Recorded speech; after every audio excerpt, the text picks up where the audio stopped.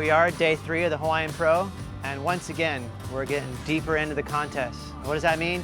More points, more money. Now we're seeing guys really replacing their low result. They're knocking it out with some big keepers. Great examples of 2 guys that are on the hot seat. They need big results both here at Haleiwa and Sunset. Sebastian Zietz and Keanu Singh. Kind of funny because they are in the same heat, but they got the job done. They both had a great heat. They got first and second, and they're moving through. The heavy thing is for both Seabass and Keanu Singh, they're both right there near the bubble for the CT as well.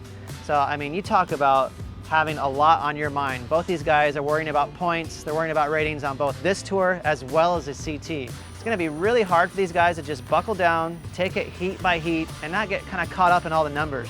In both tours, I'm kind of fighting to stay on there, and I definitely feel like I belong on tour, and yeah, just a matter of how much you want it, and I really want it. And it would be nice to kind of qualify on the QS before going into the pipe, but if it comes down to pipe, I just put my head down and go nuts. Yeah, it's exhausting. You put 100% into every event. It's a lot of mileage on your mind and your body, and it feels like I'm getting ready for an event like every week. But it's a blessing, you know. I have twice the chances as other people, and I can get into a rhythm and really find my feet into the next event and keep pushing and keep pushing. So here's a great example of all the pressure of 2 guys, one fighting to protect his spot and one trying to get in. They're in a heat together, Ryan Callanan and Ezekiel Lau. You know Ryan Callanan was kind of looking in the rearview mirror. Someone like Zeke Lau is very intimidating, but guess what? He clawed his way through the heat.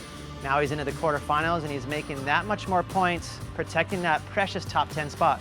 Probably the position I'm in, I feel there's probably the most pressure. You know, that one was kind of all people on the cusp, so it's kind of feels really good to get through with a big score, and I'm trying not to think about it and just, you know, surf my heats and try and just surf and have fun, but yeah, it was pretty nervy. There's so many people behind me that could do really well, and I'm just trying to take the variables out and just do well myself so I can just lock myself in instead of worry about everyone else. And of course, there's so much pressure on guys like Ryan Callanan, and then you have surfers who have nothing to lose. Zeke Lau made his heat.